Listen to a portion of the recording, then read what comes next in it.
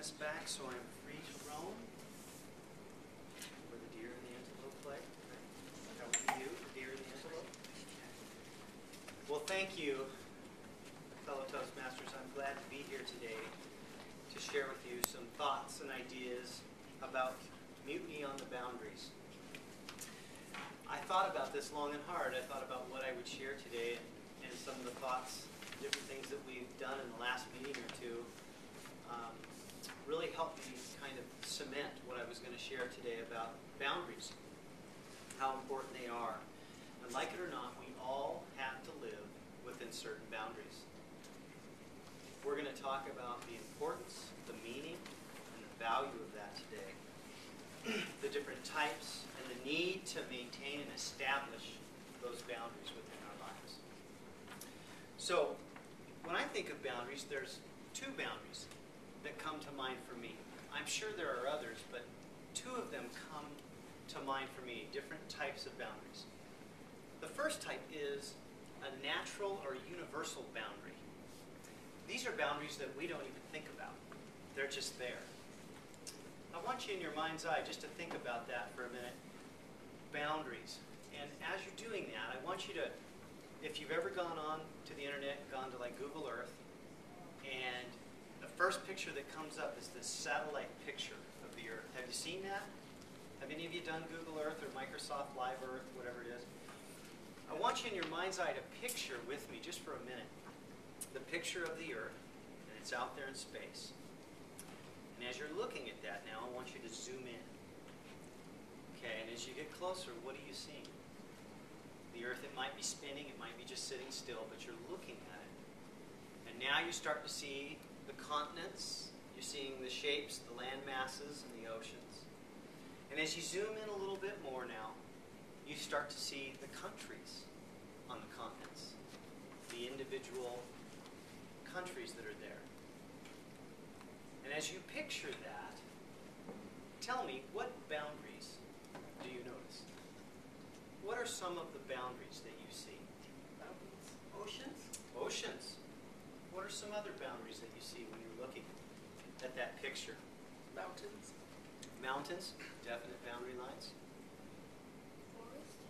The forest can be a boundary. Rivers. Rivers, definitely a boundary. Here's some other boundaries. Think about this. When you look even closer, if you like looking at a map, the one that always comes to my mind is from my childhood of the United States, but I also see this on the globe in renditions of world maps, is the actual boundary lines that are drawn in for you so that you can know where one country begins and another one ends. And so just to use that simple picture to say this, is that those boundary lines serve a really important purpose. That this is my land, this is your land, we have a boundary, and only by agreement can you cross over those boundaries. And there are certain things that you can and can't do that are appropriate or inappropriate to that boundary. So it's just a simple analogy, it's an illustration. The other boundary that comes to mind when I think of natural or universal boundaries is time. None of us gets more than 24 hours a day. There's no way to change that. You can't say, I'm going for the 48-hour day now. I just don't have enough time in the 24. You can't do that. What are some other natural or universal boundaries other than time that you can think of that we all are subject to in one way, shape, or form? Think about that just for a minute. Our skin. Our skin. You've got to live within your skin, and you are who you are.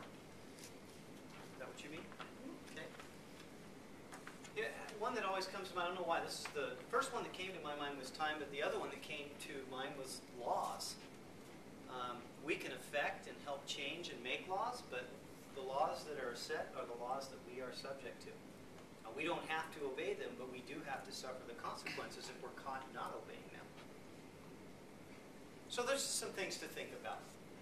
But the other area of boundaries that I think is really what I want to focus in on today is the area of personal boundaries. These are boundaries that we get to set, that we actually need to be setting and making for ourselves.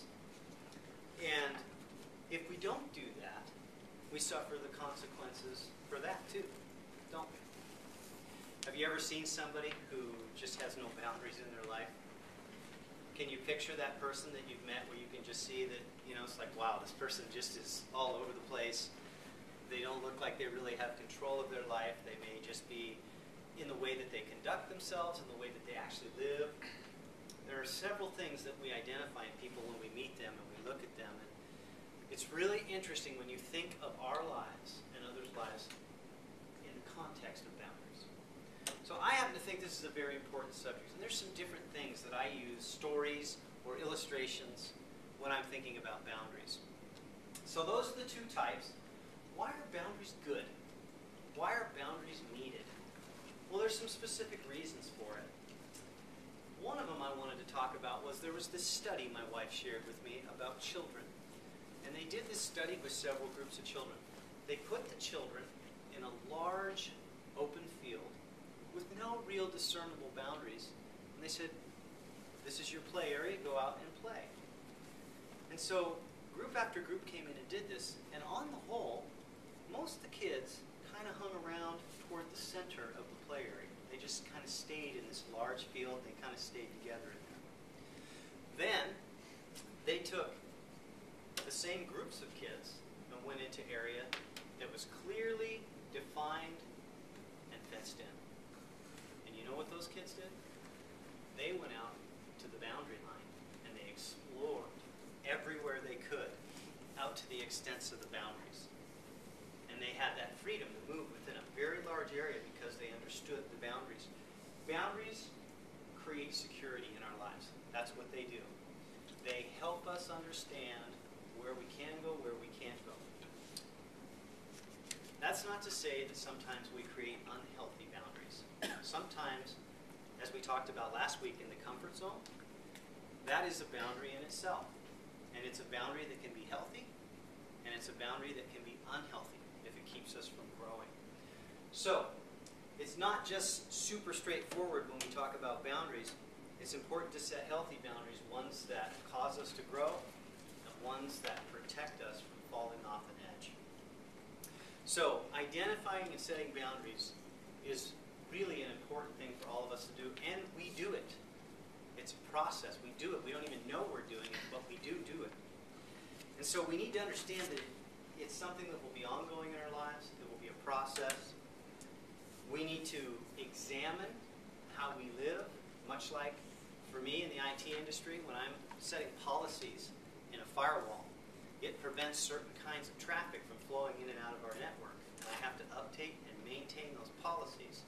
But if I just said, hey, open the gates, any traffic that wants in and out, it would ravage our network and it would be useless. I have to set boundaries. A lifeguard, when he goes to rescue a swimmer, if he's clawing and grasping for his life because he's drowning, if the lifeguard just goes out there without knowing what to do, without establishing his boundary on how he's going to or she's going to rescue that person, will likely drown with them. Because a drowning person cannot help but scratch and claw to save their own life. So we have to do the same thing in our personal lives. We have to set boundaries. We have to be realistic, and sometimes we have to solicit help. But the thing that is hardest to do oftentimes is to be willing to fight to keep our boundaries intact. But I do know this.